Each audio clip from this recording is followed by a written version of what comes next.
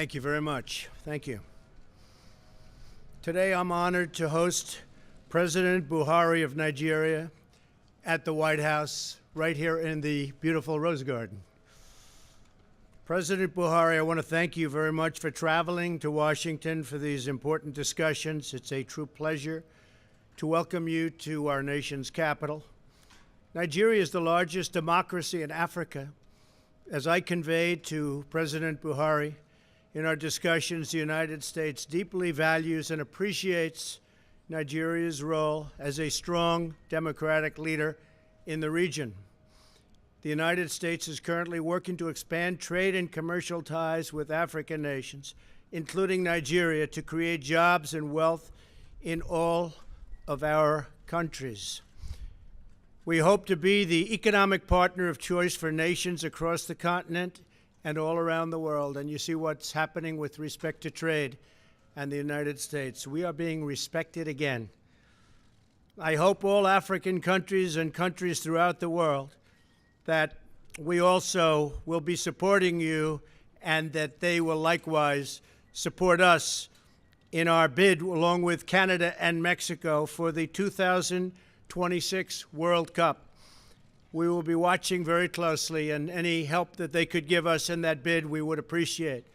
I'm pleased that Nigeria is one of our largest trading partners in the region, and we look forward to growing our trade relationship based on the principle of fairness and reciprocity. But we give Nigeria well over $1 billion in aid every year, and we have already started talking with the president about taking down the trade barriers, very substantial barriers to the United States trading with Nigeria. So we think that we are owed that. President Buhari has also taken several steps to fight corruption and improve the Nigerian business climate.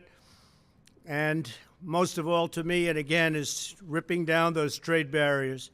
These measures will make it easier for Nigeria and the United States companies to invest. And we will be investing substantially in Nigeria if they can create that level playing field that we have to very much ask for and maybe demand. I especially want to thank President Buhari for Nigeria's partnership and leadership in the fight against terrorism. He's been a real leader. Nigeria was one of the first African nations to join the coalition to defeat ISIS.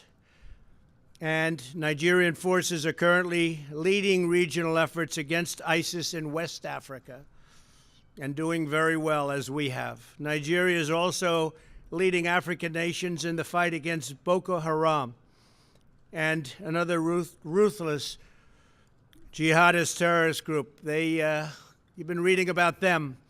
They kidnap the young girls and young women, many of whom never are seen again. It's tough stuff. This summer it was my honor to meet with two brave young women, Joy Bishara and Lydia Pogu, who were kidnapped by Boko Haram in April of 2014 at the secondary school in Nigeria. I was deeply moved by their inspiring stories of courage, resilience, and survival. They really were two amazing young women. I told Joy and Lydia, my administration is committed to combating both jihadist terrorism and the scourge of human trafficking and smuggling.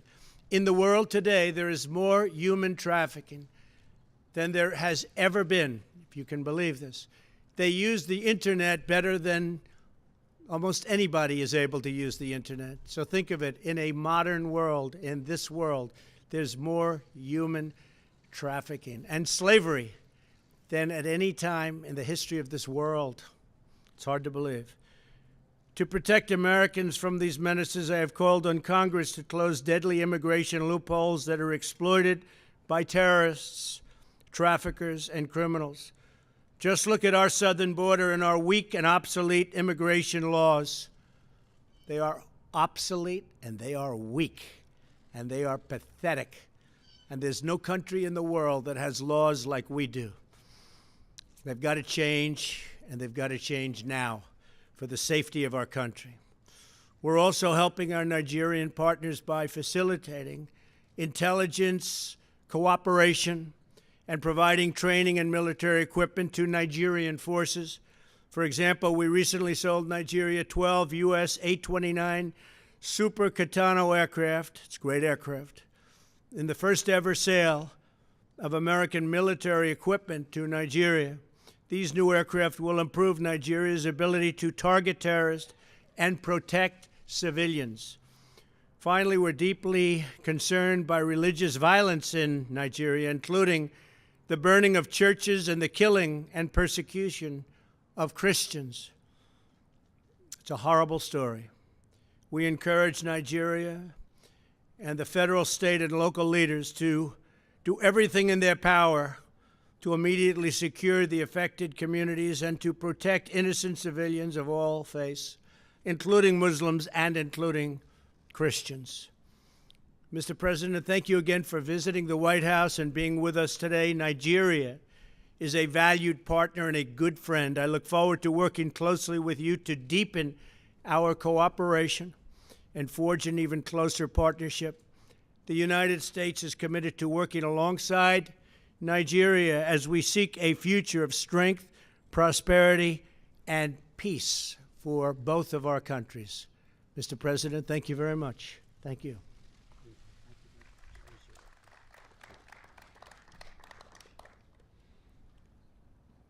Mr. President of the United States of America, ladies and gentlemen of the media, it has been a pleasure and honor to visit Washington, D.C. at the kind invitation of President Donald Trump. Nigeria and the United States share a long history of close and cordial relations which encompass political, economic, military, social, and cultural cooperation. Our two countries maintain a strategic partnership for peace and security, conflict resolution, as well as the global fight against terrorism. We also share common features as secular federal states, practicing a similar democratic model of governance and committed to the universal values of fundamental human rights and freedoms, free enterprise, social justice, and rule of law. President Trump and his team and myself and the Nigerian team discussed issues related to security, trade, governance, human rights, and humanitarian crisis. We congratulated the leaders of the North and South Korea on their historic summit, and we applaud them for the positive commitment they have made towards denuclearization of the Korean Peninsula. President Trump deserves a great deal of credit for his statesmanly role in transforming so dramatically the course of events in that region. We also congratulated the United States government on the important role it played in the defeat of ISIS, although some of the remnants have found their way to the Sahel region.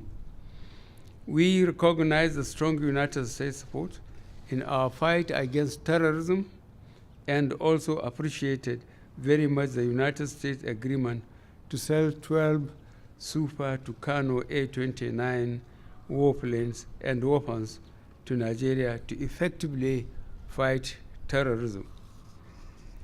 To contain the spirit of insurgency in Nigeria, the federal government has adopted a multi-sectorial approach involving related government agencies to address the socio-economic and political dimensions, while the armed forces of Nigeria assist the civil authority to provide security and maintain law and order.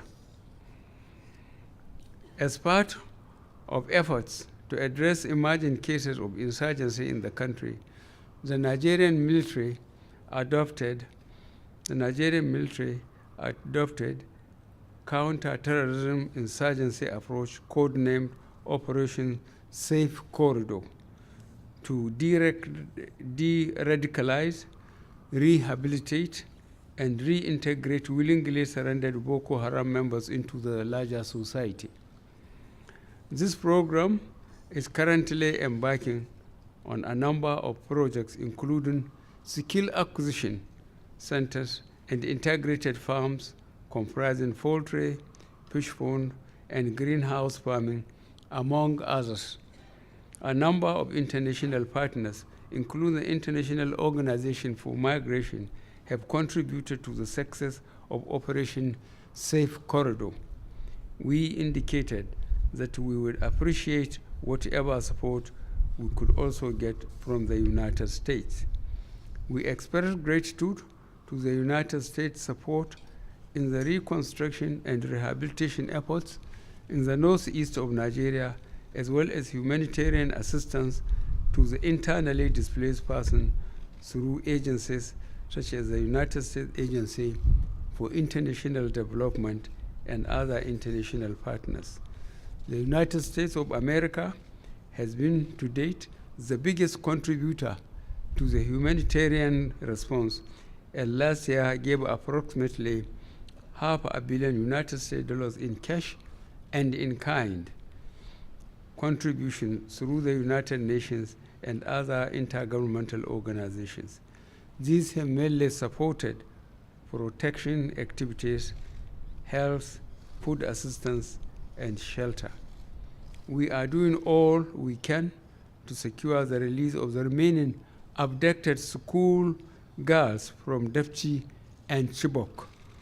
In this context, we will continue to welcome United States collaboration in intelligence gathering, hostage negotiations, and information sharing. The government is taking necessary steps to promote the peaceful coexistence of herdsmen and farmers by focusing on boosting security and enforcing legislation that will guarantee borders and farmers access to land. I extend sincere congratulations to President Trump and his government on the impressive performance of the United States economy under his watch. Our aim is to diversify our own economy by focusing on agriculture and food security, power and infrastructure. We have cut the importation of rice by 90%, thereby saving a significant amount of money. We very much welcome increased United States investment in Nigerian economy, especially the non-oil sector.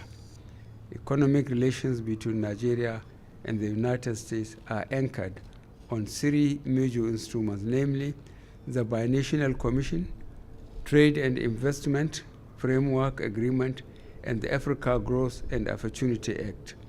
The Binational Commission in particular, comprising bilateral, political, economic, developmental, and humanitarian partnership, is a basic economic framework for engagement between our two countries. Nigeria's trade volume with the United States stood at 6.07 billion United States dollars according to 2016 statistics, and comprised 4.76 billion United States dollars worth of Nigerian export to the United States and 1.894 billion United States dollars exports to Nigeria. We urge greater effort to increase these figures substantially.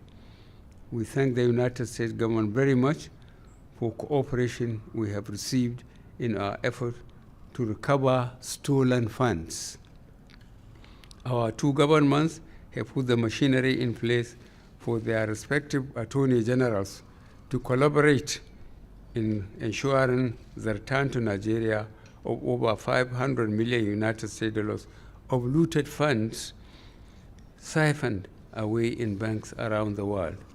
In this connection, we congratulate the United States government on launching a Kleptocracy Asset Recovery Initiative, which was spearheaded by the United States Department of Justice Asset Forfeiture and Money Laundering. We hoped that we could continue to count on United States support in this area. The government of Nigeria remains deeply committed to the principles of human rights as well as promotion and protection of people's freedom, even in the process of fighting terror. We commit to ensure that all documented cases of human rights abuses are investigated and those responsible for violation held responsible. I thank you very much for listening. Well, thank you, Mr. President. Thank you very much. Thank you, sir. Steve Miller of the Washington Times, please. Washington Times. Thank you, Steve. Thank you, Mr. President. Got a two-parter on immigration. Last week, in the Supreme Court case over your travel ban, the lawyers for the opponents said that if you would simply apologize for some of your rhetoric during the campaign, the whole case would go away. And I was wondering if you would I don't be think willing. it would, number one. And there's no reason to apologize. Our immigration laws in this country are a total disaster. They're laughed at all over the world. They're laughed at for their stupidity. And we have to have strong immigration laws. So I think if I apologize, it wouldn't make 10 cents worth of difference to them. There's nothing to apologize for. We have to have strong immigration laws to protect our country. And looking to the future, the caravan has arrived at the U.S. We've border. been watching it. We've been watching it. And I'm just wondering, in your opinion, or your estimation, what percentage of those people do you believe are deserving of asylum in the U.S.? Well, I won't get into percentages, but we are a nation of laws. We have to have borders. We don't have borders, we don't have a country. And I've been watching for weeks as the caravan came up.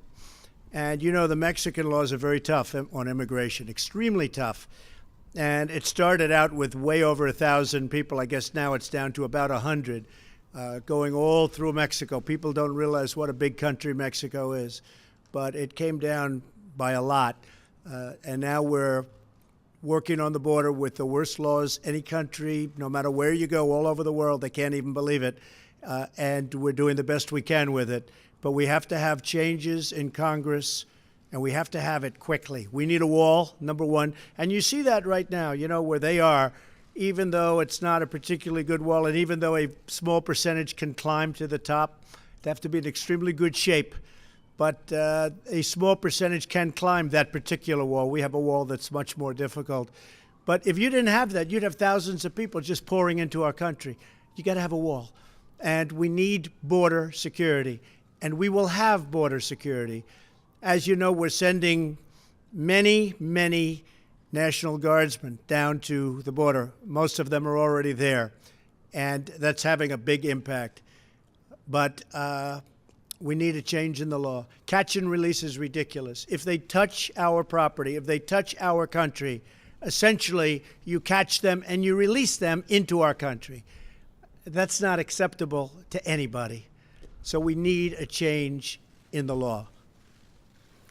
Mr. President, when you were sitting down in the Oval Office with President Trump, who ran on not wanting to be the policeman for the world, what kind of arguments did you make to convince him to continue a military presence for the U.S. in your country, and what arguments did you make to him? How receptive was he? I can't understand what you mean by United States presence in my country. They send a training team based on their experiences to train our officers at some of our training institutions and move to the crisis area to see how those they train are performing.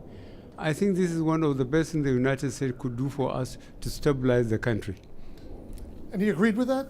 I do, very much so. That's why I thank him for it. Thank you. Well, we more and more are, because it's a very fair question, we more and more are not wanting to be the policemen of the world.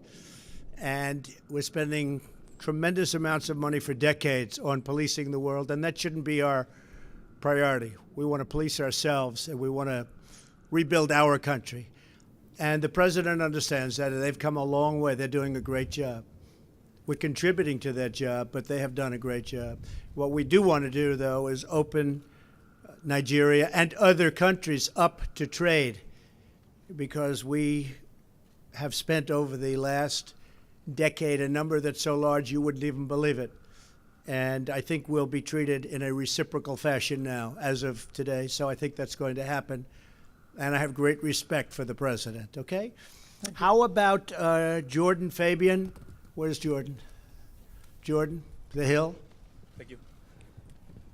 Thank you. Thank you, Mr. President. I want to ask you about Iran. The Israeli Prime Minister just gave a speech very critical of their nuclear program.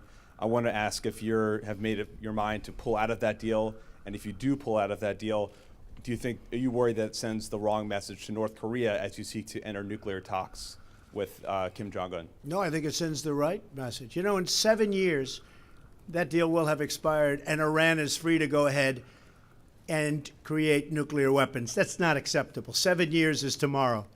That's not acceptable. So, no, if anything, it's proven right what Israel has done today with the news conference. And Prime Minister Netanyahu just gave a I don't know if everybody's seen it, but I got to see a little bit of it. And that is just not an acceptable situation. And I've been saying that's happening. They're not sitting back idly. They're setting off missiles, which they say are for television purposes. I don't think so. So we'll see what happens. I'm not telling you what I'm doing, but a lot of people think they know. And on or before the 12th, we'll make a decision. That doesn't mean we won't negotiate a real agreement. You know, this is an agreement that wasn't approved by too many people. And it's a horrible agreement for the United States, including the fact, Mr. President, that we gave Iran $150 billion and $1.8 billion in cash. Nigeria would like some of that. $1.8 billion in cash and $150 billion. You know what we got? We got nothing. We got nothing. So that doesn't mean I wouldn't negotiate a new agreement. We'll see what happens. But I think, if anything, what's happening today and what's happened over the last little while and what we've learned has really shown that I've been 100% right. And President Buhari, I want to ask you, you're the first leader from sub-Saharan Africa to visit President Trump here at the White House. Did you address his reported comments from earlier this year when he reportedly used vulgar language to describe African nations? Well, I'm very careful with what the press says about others and myself. I'm not sure about the validity or whether that allegation against the president was true or not. So the best thing for me is to keep quiet. We didn't discuss it. And you do have some countries that are in very bad shape and very tough places to live in. But we didn't discuss it because the president knows me and he knows where I'm coming from, and I appreciate that. We did not discuss it. Mr. President, you can ask a question. Yes, that lady is already up. Yes. Thank you, Mr. President. My name is Juliana.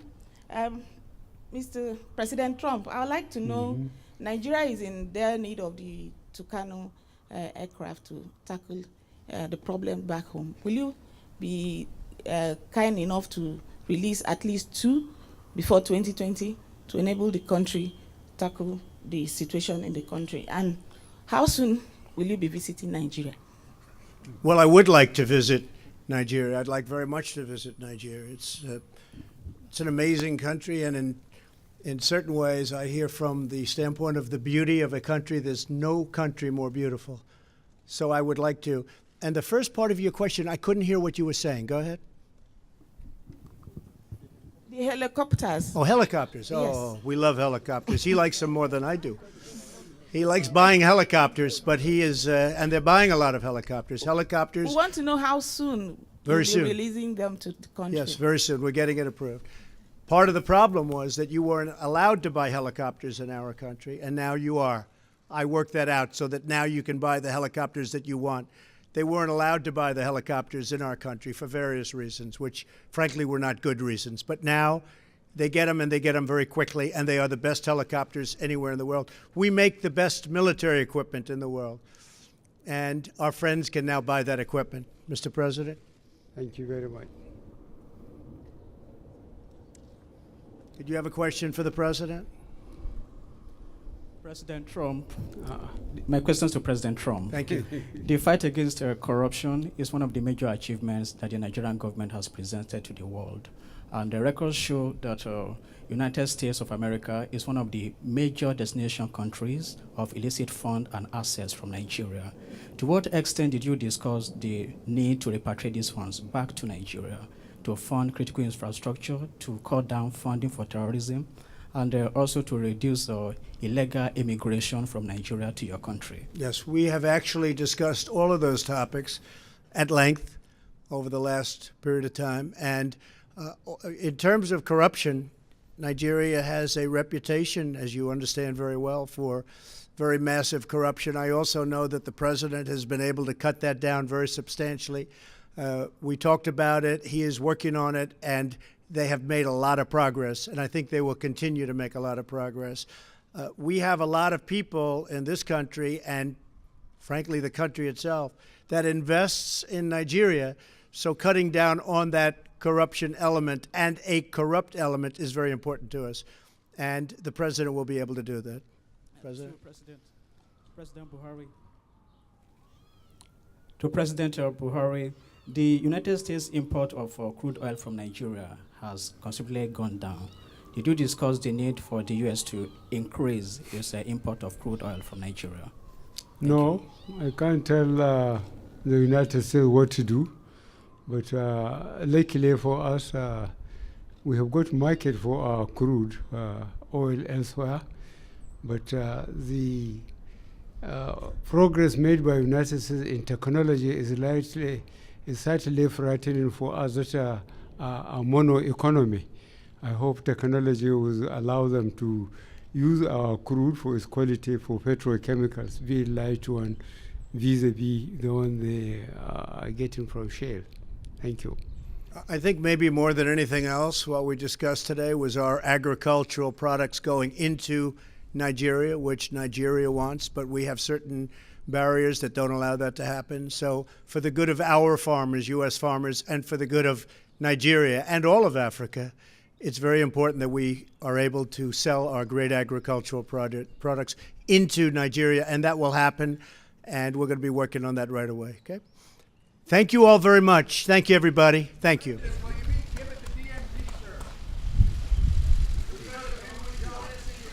It's possible. It's very possible.